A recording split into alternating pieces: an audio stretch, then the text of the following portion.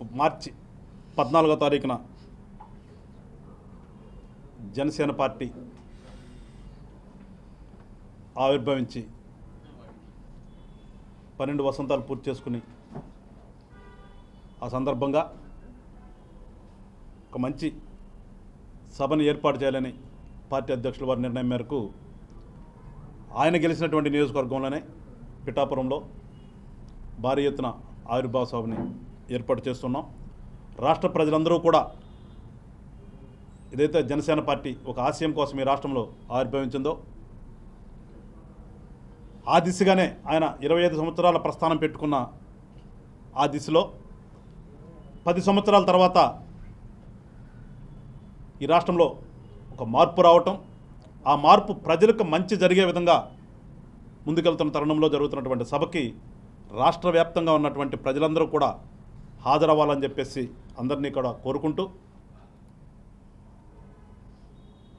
ఆంధ్ర రాష్ట్రంలో ఏర్పడినటువంటి కూటమి ప్రభుత్వంలో పూర్తిస్థాయి బడ్జెట్ని ఏర్పాటు చేసుకుని దాదాపు 3.22 లక్షల కోట్లతో ఒక బడ్జెట్ని ప్రవేశపెట్టుకుని గతంలో జరిగినటువంటి విధ్వంసాలన్నింటినీ కూడా అధిగమిస్తూ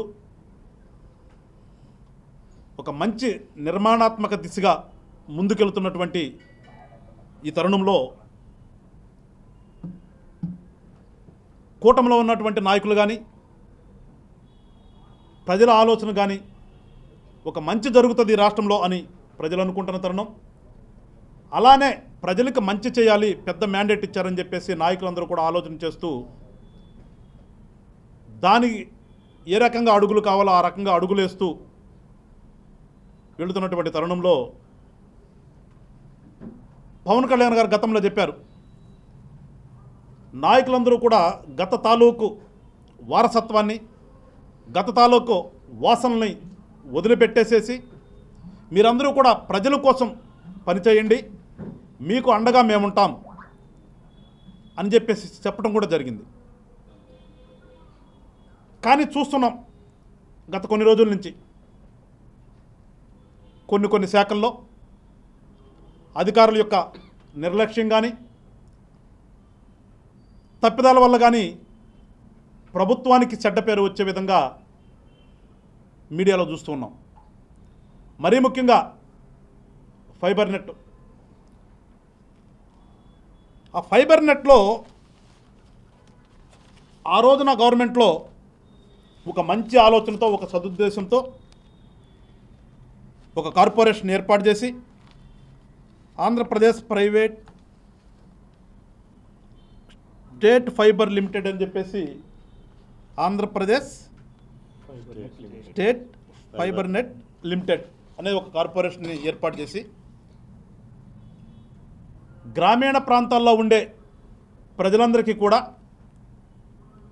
మంచిగా ఇంటర్నెట్ సదుపాయం కల్పించాలి, దాని ద్వారా ఉన్నటువంటి చదువుకునేటటువంటి పిల్లలందరూ కూడా వాళ్ళకి కావలసినవన్నీ కూడా డౌన్లోడ్ చేసుకుని కానీ చూసుకుని కానీ వాళ్ళ విద్యా అవకాశాలు మెరుగుపరుచుకుంటారని కానీ అలా మొత్తం ఆల్ ఇన్ వన్ ఒక ప్యాకేజ్ కింద పెట్టి ఫోన్ దగ్గర నుంచి టీవీ కనెక్షన్ దగ్గర నుంచి ఇంటర్నెట్ వరకు కూడా ఒక మంచి చేయాలి అనే ఒక ఆలోచనతో ఏర్పడినటువంటి కార్పొరేషన్ అది. మరి ఏమైందో ఏమో గత ప్రభుత్వం చేసినటువంటి తప్పిదాల వల్ల అది అప్పులకు వెళ్ళిపోయింది. 2014లో అది స్టార్ట్ చేసినప్పుడు 119 మంది అవుట్సోర్సింగు, 12 మంది కాంట్రాక్ట్ ఉద్యోగులతో మొదలైనటువంటిది.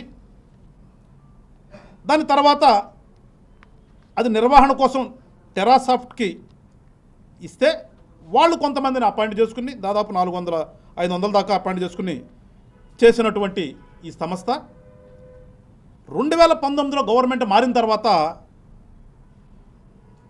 ఆ 119 నుంచి 617కి అలాగే 12 మంది ఉన్నటువంటిది 542 మందిని ఈ రకంగా వాళ్ళ ఇష్టానుసారంగా మొత్తం చూస్తే 1342 మందిని వాళ్ళ పార్టీ కార్యకర్తలను పెట్టుకున్నారో వాళ్ళ పార్టీ సానుభూతి పనులను పెట్టుకున్నారో ఎవరన్నా కానీ పెట్టుకుని దాదాపు ప్రతి నెల 4 కోట్ల చిల్లర వాళ్ళకి వేతనాలు చెల్లిస్తూ చూసాం. ఈ మధ్యన కూడా ప్రభుత్వం మారిన తర్వాత అన్నీ కూడా బయటకు వస్తుంటే ఎవరయ్యా అంటే వైఎస్ఆర్ పార్టీ సోషల్ మీడియాకు ఉన్నటువంటి ఉద్యోగస్తులందరూ కూడా దీని నుంచి డిప్లాయ్ చేయబడినటువంటి ఉద్యోగస్తులు అని చెప్పేసి కూడా మనకు తెలుస్తుంది. అంటే ఈ రకంగా ప్రభుత్వ సొమ్ముని ప్రజలకు చెందవలసినటువంటి దాన్ని ప్రజల మంచి కోసం ఏర్పాటు చేసినటువంటి ఒక కార్పొరేషను పక్కదారి పట్టడం అంటే మరి ఈ ఉన్నటువంటి ఈ సోకాల్డ్ ఉద్యోగస్తులు పర్మనెంట్ ఉద్యోగస్తులు ఏం చేస్తున్నారనేది అర్థం కావట్లేదు.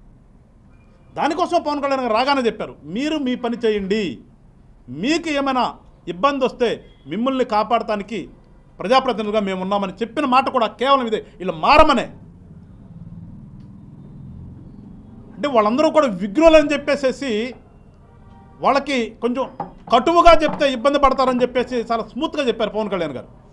నాలాంటి వాడైతే కట్టుగా చెప్తాం ఖచ్చితంగా, మీరందరూ ప్రజల కోసం పనిచేయండి చెప్తే మీకోసం కదలని చెప్పి గట్టిగా చెప్తాం. కానీ ఒక నాయకుడిగా ఉన్నటువంటి పవన్ కళ్యాణ్ గారు ఒక ఆలోచనతో వాళ్ళందరూ కూడా మారండి, మీరందరూ కూడా ప్రజల కోసం, మీరు ప్రజల యొక్క కట్టే ట్యాక్సులతో మీ జీతాలు వస్తున్నాయని చెప్పేసి ప్రజల కోసం మారమని ఆయన ఒక సున్నితమైనటువంటి సలహా ఇచ్చినప్పటికీ కూడా వాళ్ళు ఏమాత్రం కూడా స్పందించకుండా వాళ్ళు ఇష్టానుసారంగా చేస్తూ ఉంటే వాళ్ళు చూసాం.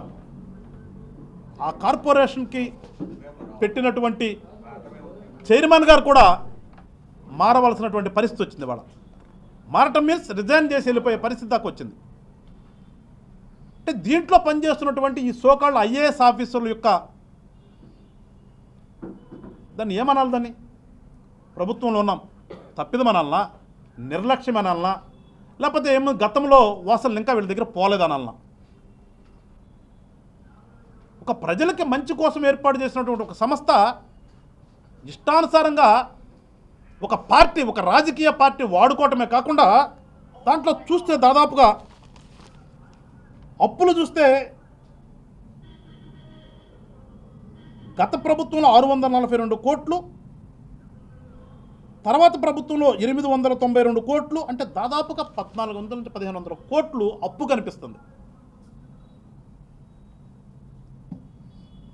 అసలు ఏ పత్రము లేకుండా వాళ్ళకి ఎంప్లాయ్మెంట్ ఇచ్చారా లేదా, వాళ్ళ అపాయింట్మెంట్ ఆర్డర్ లేకుండా ఏమీ లేకుండా ఉన్న వాళ్ళే 200 పైసలుకున్నారు. వాళ్ళందరూ తీసేయండి అంటే ఈ నెల జీతం కూడా ఇస్తున్నారట. మరి ఈ ప్రభుత్వ అధికారులు అలసత్వం ఎందుకు చేస్తున్నారనేది ప్రజలకు తెలియాలి. వాళ్ళ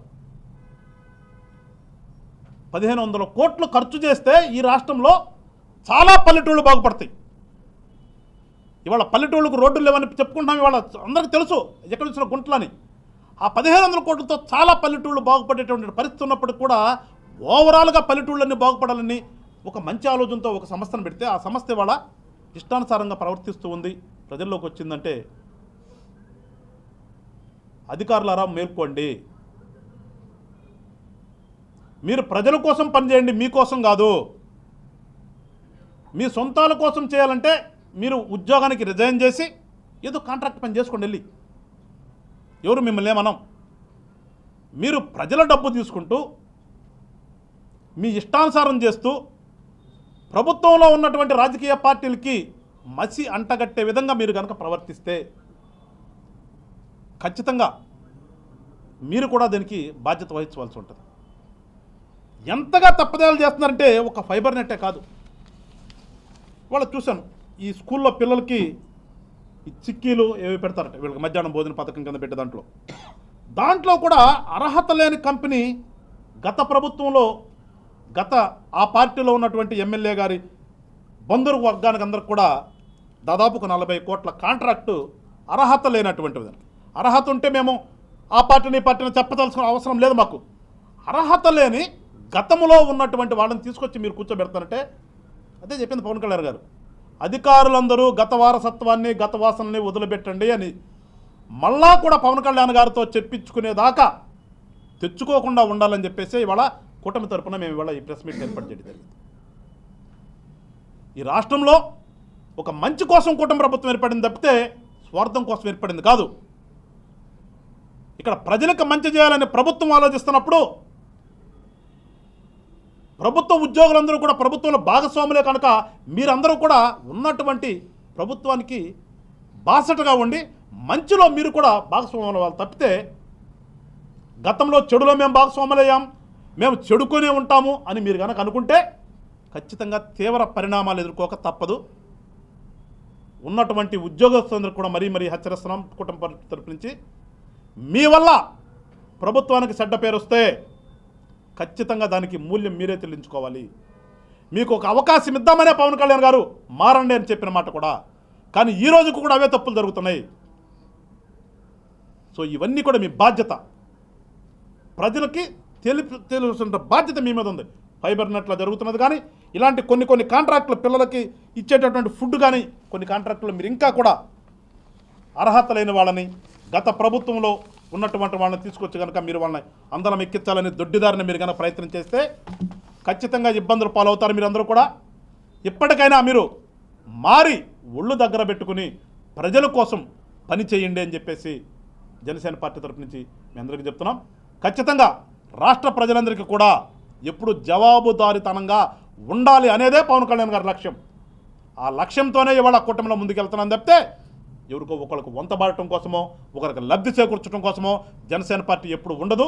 రాష్ట్ర ప్రజలందరూ కూడా తెలుసుకోండి. ప్రభుత్వంలో వేసిన తప్పు జరిగినా కానీ ఖచ్చితంగా జనసేన పార్టీ ముందుకోసం ఏదైతే ప్రశ్నిస్తామని చెప్పామో మేము భాగస్వామి అయినప్పటికీ కూడా అవన్నీ కూడా ప్రజలకు చెడు జరిగితే ఖచ్చితంగా దాన్ని వెలికి తీసి సరిచేసే బాధ్యత జనసేన పార్టీ తీసుకుంటుందని చెప్పేసి మరొకసారి రాష్ట్ర ప్రజలందరికీ కూడా తెలియజేసుకుంటూ ఇప్పటికైనా చెప్తున్నాం, ఉద్యోగస్తులారా మీరు మారండి, ప్రజల కోసం పనిచేయండి. రాజకీయ పార్టీలతో మీకు సంబంధం లేదు. మీరు పర్మనెంట్ ఉద్యోగస్తులు. 62 సంవత్సరాల దాకా మీరు పని చేయాలి. 62 సంవత్సరాల దాకా మీకు రిటైర్మెంట్ పెంచింది కూడా మీరు ఏదో పని చేస్తారనే సీనియారిటీతో అది ఒకసారి తెలుసుకుని ప్రవర్తించాలని చెప్పేసి ప్రభుత్వ ఉద్యోగులందరికీ కూడా విన్నవించుకుంటూ రాష్ట్ర ప్రజలందరూ కూడా ఖచ్చితంగా మళ్ళా చెప్తున్నాం, జనసేన పార్టీ ప్రజల కోసం, జనసేన పార్టీ ఈ రాష్ట్ర అభివృద్ధి కోసం, జనసేన పార్టీ యొక్క నాయకుడు యొక్క పవన్ కళ్యాణ్ గారి లక్ష్యం ఈ రాష్ట్ర ప్రజలకు మంచి చేయాలనే. ఖచ్చితంగా మంచి చేస్తాం, చెడుని ఖచ్చితంగా పారదోలుతామని చెప్పేసి మరొకసారి మీ అందరూ చెప్తూ జై హింద్, జై జనసేన. ఇప్పుడు మా అధ్యక్షుల వారు గాది వెంకటేశ్వరరావు గారు బ్రీఫ్ చేసినట్టుగా ఒక మంచి ఆశయంతో 2014లో అప్పుడున్నటువంటి కూటమి ప్రభుత్వం ఆలోచనతో గ్రామీణ ప్రాంతాల్లో కూడా బ్రాడ్బ్యాండ్ అందుబాటులోకి రావాలని, గ్రామీణ ప్రాంతాల్లో కూడా డాక్టర్ అబ్దుల్ కలాం గారి కళ అర్బన్లో ఏవైతే ఉంటాయో ఎమ్యూనిటీసు గ్రామీణ ప్రాంతాల్లో కూడా ఆ ఎమ్యూనిటీస్ ఉండాలి అనే ఆశయంలో భాగంగా ఈ AP state fibre net limited అనే కంపెనీని స్టార్ట్ చేయడం జరిగింది. దీని ద్వారా ఏంటంటే ప్రజానీకానికి ప్రతి ఇంటికి కూడా ఒక ఫైబర్ ఆప్టిక్ కేబుల్ ద్వారా TV services, telephone services, broadband services 3 కలిపి ట్రై సర్వీసెస్ అంటారు. ఈ 3 కూడా ప్రతి ఇంటికి అందుబాటులోకి రావాలని, దానివల్ల గ్రామీణ ప్రాంత ప్రజలు ఫైనాన్షియల్ ఇంక్లూజన్లో భాగంగా వాళ్ళు వివిధ సంస్థలతో, ప్రభుత్వంతో, మరి ముఖ్యంగా బ్యాంకులతో వాళ్ళు చేసుకునే లావాదేవీలు వాళ్ళ ఇంటి దగ్గర నుంచే చేసుకోవచ్చు. అలాగే స్టూడెంట్స్ ఉంటే వాళ్ళు చదువుకోవడానికి కావాల్సినటువంటి మెటీరియల్ని, మరి ముఖ్యంగా మనం చూసాం కరోనా టైంలో అది ఎంతో ఉపయోగపడింది. అలాంటి ఈ ఆన్లైన్ సర్వీసెస్ ద్వారా, ఆన్లైన్ లెర్నింగ్ ద్వారా స్టూడెంట్స్కి ఎడిషనల్గా మనం కొంత మెటీరియల్ అందించవచ్చు అని యూనివర్సిటీస్ అన్నీ ఏదైతే కలగన్నాయో అది అర్బన్లో ఉంది కానీ రూరల్లో ఇబ్బందిగా ఉంది అని గుర్తించినటువంటి ప్రభుత్వం ఈ సంస్థను ఏర్పాటు చేసింది. ఈ సంస్థకి సీడ్ మనీ కూడా ఇచ్చింది. ఆ సీడ్ మనీ తోటి ఆ టెరాసాఫ్ట్ అనే కంపెనీ కొంత ప్రయత్నం చేసి కొన్ని లక్షల కనెక్షన్స్ కూడా ఆ రోజున ఇచ్చారు. అయితే మరి ముఖ్యంగా 19 నుంచి 24 వరకు జరిగింది ఏంటంటే వీళ్ళు కనెక్షన్స్ పెంచకపోగా, కవర్ కాని విలేజెస్లోకి వెళ్ళకపోగా, అక్కడ ఉన్నటువంటి ప్రైవేట్ సంస్థలకి కొమ్ముగాస్తూ, జియో లాంటి సంస్థలో, ఎయిర్టెల్ లాంటి సంస్థలో వాళ్ళకు కొమ్ముగాస్తూ ఫైబర్ నెట్ని కుంటుపడే విధంగా వీళ్ళ ప్రవర్తన ఉంది. దానికి తోడు అనేక మందిని వాళ్ళకి ఎవరైతే సోషల్ ఈ ప్లాట్ఫామ్స్ మీద పనిచేస్తున్నారో, సోషల్ మీడియాలో పనిచేస్తున్నారో వాళ్ళకి ఇది పునరావాస కేంద్రం అయింది. ఇక్కడ శాలరీ తీసుకోవడం, వాళ్ళు వైఎస్ఆర్ పార్టీకి పనిచేయడం, విచ్ ఈజ్ రియల్లీ అబ్జెక్షనబుల్. ఇదంతా జరిగింది. ఆ ప్రభుత్వంలో జరిగిందని మనం ఆనాడు చెప్పాము, ఇప్పుడు చెప్తున్నాం. మరి ఈ ప్రభుత్వంలో గత 8 నెలలుగా కూడా ఎండీగా ఉన్నటువంటి దినేష్ కుమార్ గారు కానివ్వండి, ఇంకా మిగతా సీనియర్ ఆఫీసర్స్ కానివ్వండి, ఇది జరుగుతుందని ఒప్పుకుంటున్నారు కానీ దాన్ని ఆపడానికి ప్రయత్నం చేయట్లేదు. అది చిలికి గాలివానయ్యి మొన్న ఆ సంస్థ చైర్మన్ రాజీనామా దాకా వచ్చింది. ఆ ఎండీని జనరల్ అడ్మినిస్ట్రేషన్కి ట్రాన్స్ఫర్ చేసేదాకా వచ్చింది. ఒక రకంగా ఒక సంస్థకు బాధ్యుడిగా ఉన్నటువంటి ఎండీ మేనేజింగ్ డైరెక్టర్ని ట్రాన్స్ఫర్ చేస్తూ జనరల్ సర్వీసెస్కి పంపుతున్నారు, జనరల్ అడ్మినిస్ట్రేషన్కి పంపుతున్నారంటే నిజంగా వాళ్ళు they should feel very ashamed of it.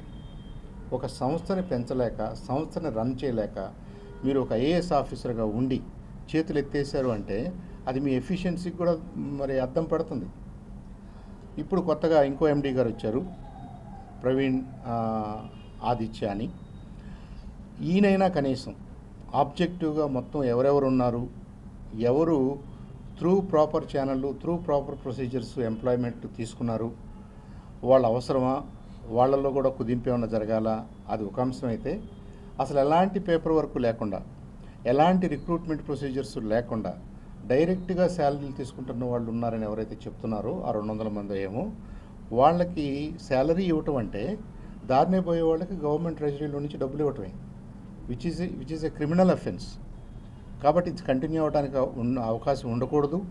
Continue అవ్వడానికి జనసేన పార్టీ ఒప్పుకోదు. ఈ ఇల్లీగల్ యాక్టివిటీస్ని వెంటనే ఆపాలని కూడా జనసేన పార్టీ తరఫున మేము ఈ ప్రభుత్వానికి కోరుకుంటూ, ఆ ఆఫీసర్స్ని కోరుకుంటూ, ఇందాక వెంకటేశ్వర గారు చెప్పారు, మీరు ప్రభుత్వంలో ఉన్నారు కదా, మరి మనకి బాధ్యత ఉంది కదా అని. నడిచే బండి ఒకేసారి ఆగదని మనందరికీ తెలుసు. కొంత టైం ఇవ్వాలని కూడా తెలుసు. కాబట్టి మీరు మారండి, మార్చుకోండి, తప్పొప్పుల్ని సరిచేయండి, ప్రజాధనాన్ని వృధా చేయకండి, ప్రజలకు మేలు జరిగేలాగా చేయండి, ఆ సంస్థ గోల్స్ ఏవైతే ఉన్నాయో దానికే పనిచేయండి అని చెప్పేసి పవన్ కళ్యాణ్ గారు అనేక సందర్భాల్లో అనేక సంస్థల గురించి, ప్రభుత్వాల పనితీరు గురించి కూడా చెప్తూ వచ్చారు. కానీ అదేమీ పనిచేస్తున్నట్టుగా కనిపించడం లేదు, ఎస్పెషల్లీ ఈ ఫైబర్ నెట్ విషయంలో. కాబట్టి దీన్ని మరింతగా ప్రజల్లో ఆందోళన పెంచి ప్రజలే ఎదురు తిరిగే పరిస్థితి తెచ్చుకోకుండా ఆ సంస్థను కాపాడాలని, ఆ సంస్థకి గోల్స్ ఏవైతే ఉన్నాయో వాటిని మీట్ అయ్యేలాగా సంస్థలో ఉన్న ప్రతి ఒక్కళ్ళు కూడా లీగల్గా ఎవరైతే ఆఫీసర్స్ పనిచేస్తున్నారో, ప్రాపర్గా ఎవరైతే ఉన్నారో ఎంప్లాయీస్, వాళ్ళందరూ కూడా కలిసికట్టుగా పనిచేసి మరిన్ని గ్రామాలకి సర్వీసెస్ని విస్తరించి ప్రజానీకం అందరికీ కూడా అతి తక్కువ ధరల్లో ఈ బ్రాడ్బ్యాండ్ సర్వీసెస్ అందించేలాగా కృషి చేయాలని చెప్పేసి కోరుకుంటూ, మరి ఇది ప్రభుత్వంలో భాగస్వామిగా ఉన్న జనసేన పార్టీ ప్రభుత్వంలో భాగస్వామి అనేది కంటే కూడా ప్రజల పక్షాన నిలబడి అడగవలసిన బాధ్యతను ఎక్కువగా భావిస్తూ ఆ బాధ్యతతో అడుగుతున్నటువంటి ప్రశ్నలు ఇవన్నీ కూడా ప్రజల్లో ఉన్న ఆందోళన వెంటనే ముగించాల్సిన అవసరం ఉంది, ప్రజలకు మంచి చేయాల్సిన అవసరం ఉందని కోరుకుంటూ తెలియజేసుకుంటూ మరిన్ని వీడియోస్ కోసం ఛానల్ ని సబ్స్క్రైబ్ చేయండి. లేటెస్ట్ అప్డేట్స్ కోసం వాట్సాప్ ఛానల్ ని ఫాలో అవ్వండి. ఆ లింక్ డిస్క్రిప్షన్ లో ఉంది.